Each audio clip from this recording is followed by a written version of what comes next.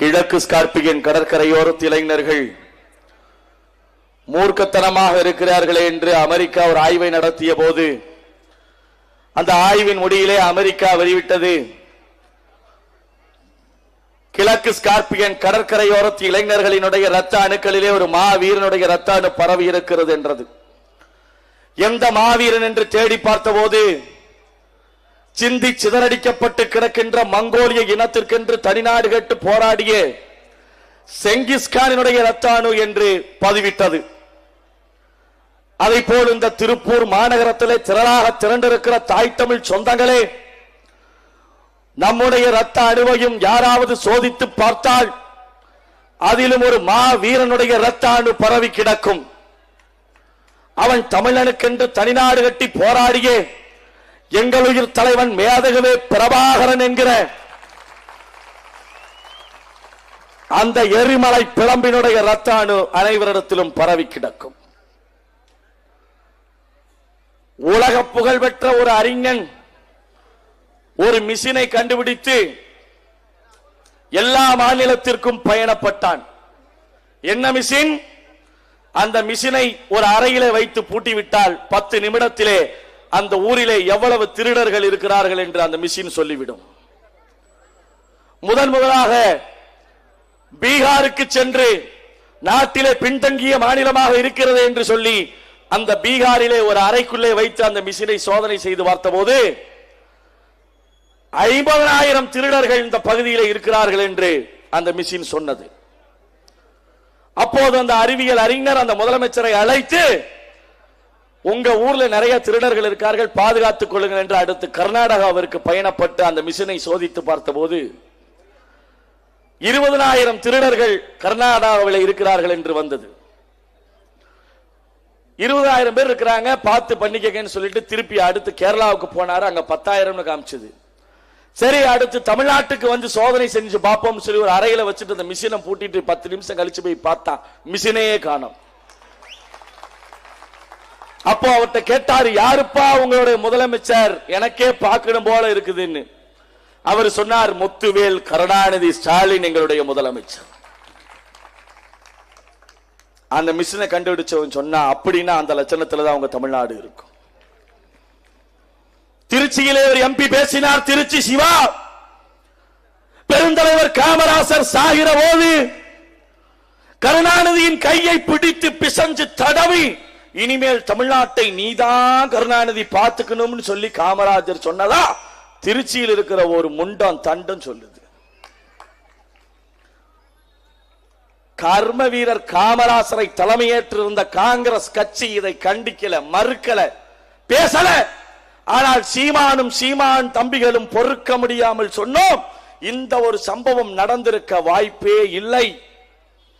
உடனே திமுக காரர்கள் கேட்டார்கள், எப்படி இவ்வளவு ஆணித்தரமாக சொல்லுகிறீர்கள்? நாங்கள் சொன்னோம், காமராஜர் சாகிற போது அவர் வைத்திருந்த பீரோவிலே 120 ரூபாய் பணம் அப்படியே இருந்தது, அதனால்தான் சொல்லுகிறோம். கருணாநிதி மட்டும் காமராஜர் சாகிற போது அந்த இடத்துல இருந்திருந்தால் அந்த 120 ரூபாய் பணத்தையும் கிழிஞ்ச வேட்டியும் கூட தூக்கி கொண்டு ஓடி இருப்பார். அந்த சம்பவம் நடக்கல. 2009 ஈழ படுகொலையிலே 176,000 தமிழச்சிகள் தாலி அறுபட்டு நின்ற போது ஐயா கருணாநிதி அவர்கள் தமிழின தலைவர் என்று பீத்திக் கொண்டு தலைகளுக்கு ஒரு பொண்டாட்டி, காலுக்கு ஒரு பொண்டாட்டி, முதுகுக்கு ஒரு பொண்டாட்டி என்று 3 பொண்டாட்டிகளை அருகில வைத்து ஏர் கூலர் வைத்து படுத்திருந்த போது இந்த இனத்திற்கென்று பேச பாராளுமன்றத்திலே சட்டமன்றத்திலே நமக்கென்று ஒரு கட்சியோ கொடியோ எம்எல்ஏவோ எம்பியோ ஒரு தலைவரோ இல்லை என்று உணர்ந்து பரமக்குடியில் இருந்து பஞ்சம் பிழைக்க, சினிமா எடுத்து பிழைக்க சென்னை சென்ற ஒருவன் ராமேஸ்வரத்தில் நின்று முழங்கினான். அவனை போன்ற இதயத்திலே எரிமலை பிளம்பாக தமிழகமெங்கும் உலகமெங்கும் இந்தியாவெங்கும் பரவி கிடந்த தமிழர்கள் நாங்கள் ஓரணியிலே திரண்டோம். செந்தமிழன் சீமானின் கரம் பிடித்து நாம் தமிழர் என்றோம். பிறகு அரசியல் கட்சியாக மாற்றி மதுரையிலே மாநாடு போட்டோம். அந்த மாநாட்டிலே முதல் தீர்மானம் என்ன தீர்மானம்? நம் இனத்திற்கு எதிரியாக துரோகியாக இருக்கிற திமுக, அதிமுக, பாஜக, காங்கிரஸோடு எந்த சூழ்நிலையிலும் கூட்டணி கிடையாது என்று அறிவித்தோம். இதே வார்த்தையை சொன்ன வைகோ, இதே வார்த்தையை சொன்ன திருமாவளவன், இதே வார்த்தையை சொன்ன ராமதாஸ் அன்புமணி, இன்னும் எத்தனையோ கம்யூனிஸ்ட் இயக்கங்கள், இஸ்லாமிய இயக்கங்கள், சாதிய இயக்கங்கள் இன்றைக்கு யாருடைய காலை நக்கி கழுவி குடித்துக் கொண்டிருக்கிறார்கள் என்பது வரலாறு. ஆனால் 2010 மதுரை மாநாட்டிலே சீமான் என்கிற ஒருவன் முழங்கினார், யாரோடும் கூட்டணி இல்லாமல் தனித்து நிற்போம் என்று. 5 சீட்டு, 10 சீட்டு, 50 சீட்டு, 100 சீட்டு, கோடிகளிலே பேரம், கொடைக்கானலே ரிசார்ட், ஊட்டியிலே பங்களா என்று ஆசை வார்த்தை காமித்த போதும் எங்கள் தலைவன் பிரபாகரன் வழிவந்த பிள்ளைகள் நாங்கள் அதை ஏறி மிதித்து எட்டி உதைத்து 234 தொகுதியிலும் நாம் தமிழர் கட்சி தனித்து நிற்கும் என்றோம். 2016 5 லட்சம் வாக்கு முடிந்தான் சீமான் என்றார்கள். பிறகு விருச்சகமாக எழுந்து நின்ற 2019 பாராளுமன்ற தேர்தலிலே 40 லட்சம் வாக்குகள், அவ்வளவுதான் சீமான் 50 கோடிக்கு விலை போய்விட்டார் என்றார்கள். 2021 234 தொகுதியிலும் போட்டியிட்டு விவசாயி சின்னத்தை முடக்கி 10 நாட்களுக்கு முன்னால் மைக்கு சின்னத்தை கொடுத்தார்கள். 10 நாளைக்கு முன்னாடி மைக்கு கொடுத்தாலும் எங்களுக்கு லைக் சீமான் தான் என்று 40 லட்சம் இளைஞர்கள், 40 லட்சம் உறவுகள், 40 லட்சம் தாய்மார்கள் செந்தமிழன் சீமானின் கரம் பிடித்து வந்தோம். 2024 பிறகு நாம் தமிழர் என்கிற கட்சியே இருக்காது என்று ஒருவர் உளறினார், வீதி எங்கும் பேசினார். 2026 நாம் தமிழர் கட்சி தனிச்சு நிக்குது. உனக்கு ஒத்த சீட் இல்ல, ஒத்த சீட்டு உன் கட்சி கொடுக்கல, உன் தலைமை கொடுக்கல. நீ எந்த எடப்பாடியை கைவிடிச்சு நடந்தியோ அவன் கொடுக்கல. சீமானும் சீமான் தம்பிகளும் தீர்க்க தரிசிகள். இதே திருப்பூரின் வீதிகளிலே, இதே சிறிசக்தி தியேட்டருக்கு முன்னாடி மேடை ஓட்டு மக்கள் நீதி மையம் என்று கமலஹாசன் முழங்கினார், கவிஞர் சிநேகன் முழங்கினார். மக்கள் நீதி மையம் வந்துவிட்டது, கமலஹாசன் வந்துவிட்டார், இனி அவர் சொன்னால்தான் காவேரிய வரும் என்று பேசினார் சிநேகன். நாங்கள் இதே இடத்திலே கேட்டோம், கமலஹாசன் கூப்பிட்டால் அவர் பொண்டாட்டி கௌதமியே வரமாட்டேங்குது, பிறகு எப்படி காவேரி வரும் என்று கேட்டோம். அன்றைக்கு சிரித்தீர்கள், கமலஹாசன் வந்துவிட்டார் என்றீர்கள். இன்றைக்கு என்ன ஆனது? கமலஹாசனுடைய அரசியல் வாழ்க்கை. டார்ச் லைட்டை தூக்கிட்டு வந்தாரு, இப்படினார், இப்படி இப்படி டிவியை தூக்கி உடைக்கிறார் டார்ச் லைட்ல. அப்பா, அப்பாவுக்கு பிறகு மகன், மகனுக்கு பிறகு பேரன். ஏன் இந்த சர்வாதிகார ஆட்சி? ஏன் இந்த குடும்ப ஆட்சி? பேசியது நாங்கள் அல்ல, பேசியது கமலஹாசன். இன்னைக்கு எங்கடா டார்ச் லைட்னா ஸ்டாலின் வீட்டுல புடிச்சிட்டு நிக்கிறார். அந்த டார்ச் லைட்டை அறிவாலயத்தின் வாசலிலே பிடித்துக் கொண்டு ஒரு வாட்ச்மேன் போல நீங்கள் எந்த சினிமாக்காரனை, எந்த கூத்தாடியை, எந்த திரைப்படத்திலே பார்த்த ஒரு தலைவனை கொண்டாடினீர்களோ அவன் இன்றைக்கு அறிவாலயத்திலே கட்டி போடப்பட்டிருக்கிறான். கண்ணுக்கு முன்னால் உலக நாயகனுக்கே இந்த நிலைமை என்றால் உள்ளூர் நாயகனுக்கு எந்த நிலைமை நீ யோசிப்பார். அவருக்கு 2 தான் ராசியான நம்பர், எல்லாமே அவருக்கு 2. வாங்க 2 எல்லாமே 2ன்னு பார்த்தா கடைசியில நிக்கிற தொகுதி கூட 2. ஒருவேளை அங்க தோத்துட்டா இங்க, இங்க தோத்துட்டா அங்க. மக்களை நம்பல. என் மக்கள் பெரம்பூரிலே எனக்கு வாக்கு செலுத்தி வெல்ல வைப்பார்கள், நம்பல. என் மக்கள் திருச்சியில என்னை வெல்ல வைப்பார்கள், நம்பல. கடைசியில கொடுமை கொடுமைன்னு தொயரம். எங்க அபிநயாக்கா சத்யபாமா கூட எல்லாம் சண்டை போட வேண்டியதா இருக்கு. யாருக்குடா சத்யபாமா உதவியா இருந்துச்சுன்னு தேடி தேடி பார்த்தா, கூகுள்ல பார்த்தா கூட இந்த அம்மா செங்கோட்டையனுக்கு தான் உதவியா இருந்துச்சு, வேற யாருக்கு உதவியா இல்லைன்னு வருது. உண்மைதானே? இது அம்மையார் ஜெயலலிதாவே அறிஞ்ச உண்மை. வேணும்னா போய் மெரினாவில் ஜெயலலிதா சமாதியை தோண்டி எழுப்பி கேட்டுக்க. வரலாறு சொல்லுதுங்க. அந்த அம்மா அவருக்கு தான் உண்மையா இருந்துச்சு, உறுதுணையா இருந்துச்சு, உதவியா இருந்துச்சு, வேற யாருக்கு இல்ல.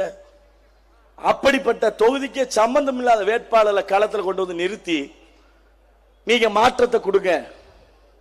இது எப்படி ஏற்றுக்கொள்வது? எப்படி என்னுடைய உடன் பிறந்தார்கள் நீங்க ஏத்துக்கிறீங்க? திருப்பூர் தெற்கு என்பது செல்வராஜின் கோட்டை, மேயர் தினேஷ்குமாரின் கோட்டை. திருப்பூர் வடக்கு அதிமுக MS ஆனந்தனுடைய கோட்டை. உன் கோட்டையில ஓட்டைய போட தந்தா இங்க கூட்டத்தை போட்டு இருக்கிறது நாம் தமிழர் கட்சி. என்ன கோட்டை உன் கோட்டை? என்ன கோட்டை? இங்க முழுக்க இஸ்லாமியர்களுடைய வாக்குகள் அதிகம். அவங்க 5 கடமையை பின்பற்றாங்களோ இல்லையோ, திமுகவுக்கு ஓட்டு போடணுங்கிற கடமையை பின்பற்றிடுவாங்க. அதுதான் முதல் கடமை. அப்படியா? அது இத்தனை நாள் இன்றைக்கு ஒவ்வொரு இடத்திலும் வீதி வீதியா தெரு தெருவா எங்கள் பேச்சை மூச்சாக்கி மூச்சை பேச்சாக்கி LED திரை அமைத்து இஸ்லாமிய சிறைவாசிகள் பட்ட வேதனையை ஒவ்வொரு இடத்திலும் போட்டு காட்டுகிறோம், பகிர்கிறோம். 1998 குண்டு வெடிப்புக்கு பிறகு அவன் குடும்பம் பட்ட சித்திரவதை என்ன, அவன் 25 ஆண்டு காலம் அவன் சிறையிலே பட்ட வேதனை என்ன, அவன் கண்ணீர் என்ன, கவலை என்ன, அவனுக்கு கருணாநிதி என்னென்ன துரோகத்தை செய்தார்.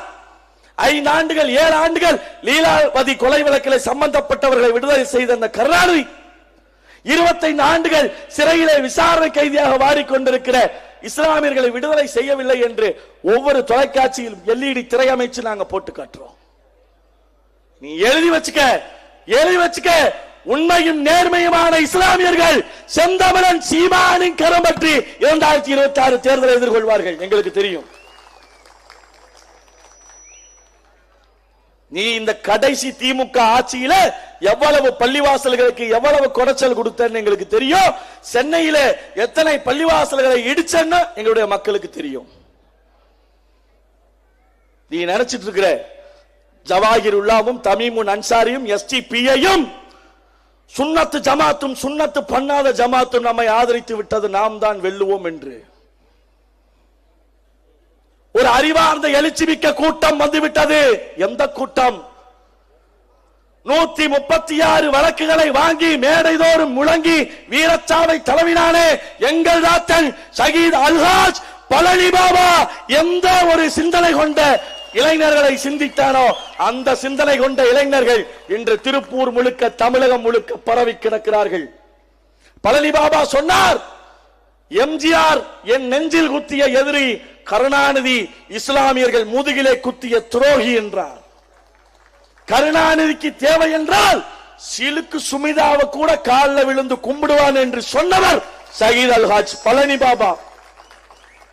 அந்த பழனி பாபா யூடியூப்ல நாங்க போட்டு பார்க்கிறோம், எப்படியெல்லாம் நம்மளை ஏமாத்திருக்கான், எப்படியெல்லாம் நாட்டுக்கு நல்லதை செய்திருக்கிறோம் பாருங்கள், நாங்கள் இதை அணையை கட்டி கொடுத்திருக்கிறோம் பாருங்கள், நாங்கள் ரோடு போட்டிருக்கோம் பாருங்கள், நாங்க வீடு கட்டி கொடுத்திருக்கோம் பாருங்க என்றெல்லாம் சொல்ல வக்கற்ற வழியற்ற இவர்கள் தேர்தலுக்கு 2 மாதம் 3 மாதம் இருக்கிற போது அக்கவுண்ட்ல 5000 ரூபாய், நாங்கள் மீண்டும் ஆட்சிக்கு வந்தால் 2000 ரூபாய், பெண்களுக்கு இலவச பேருந்து, இன்னொருத்தர் நாங்க வந்தா ஆண்களுக்கும் இலவச பேருந்து, நான் 1000 நான் 2000, குறுக்க இந்த கௌசிக்கு வந்தாங்க ஒருத்தர், நான் வந்தா 2500.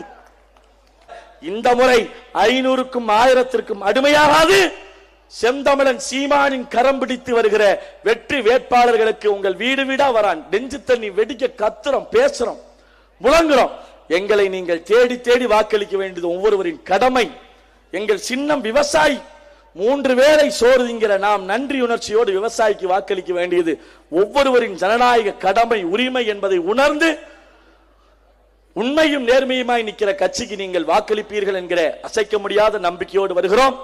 எங்கள் உயிருக்கினிய இஸ்லாமிய உடன் பிறந்தார்களே, இந்த கோம்பை தோட்டம் CTC பகுதியிலே வாழ்ந்து கொண்டிருக்கிற பெரியோர்களே, பெற்றோர்களே, நீங்கள் ஏன் திமுக அதிமுகவிற்கு ஓட்டு போடக்கூடாது என்பதற்கு இந்த மேடைக்கு பின்னாடி ஒரு ஆதாரம் இருக்குது. இந்த மேடைக்கு பின்னாடி ஒரு ஆதாரம் இருக்குது. ஒரு 10 அடி நடந்து போங்க, ஒரு ஆதாரம் இருக்கு. கண்ணுக்கு முன்னாடி ஓடிக்கொண்டிருக்கிற நொய்யல் நதி, என்னுடைய தாத்தனும் உன்னுடைய பாட்டனும் உன்னுடைய தகப்பனும் என்னுடைய தகப்பனும் ஆடி பெருக்கிலே அள்ளி விளையாண்ட நதி. மீன்கள் நம்முடைய பெண்களுடைய முதுகிலும் தொப்புளிலும் துள்ளி விளையாண்ட நதி இந்த நொய்யல் நதி. பொழுதுபோக்கிற்காக பொறி வாங்கி வந்து நொய்யலிலே போட்டு உட்கார்ந்த காலங்கள் 50 ஆண்டுகளுக்கு முன்னால் இருக்கிறது. இந்த நொய்யல் நதியை சாக்கடையாக மாற்றியது யார்? தெருமுழுக்க குப்பை மேடாக்கியது யார்? இந்த கேடுகட்ட சாக்கடைகள் தான் என் அன்புக்குரிய சொந்தங்களே. இந்த சாக்கடையை பூக்கடையாக மாற்ற வேண்டும் என்றால் உலக நாடுகளினுடைய அறிவியலை அரசியலை புரிந்து கொண்டிருக்கிற சீமானின் கரங்களை வலுப்படுத்துங்கள். நம்முடைய வெற்றி சின்னம் ஏர்கலப்பை தாங்கி நிற்கிற விவசாயி இனத்தின் உயிரை இளம் தமிழர் எதற்கும் அஞ்சா நாம் தமிழர்.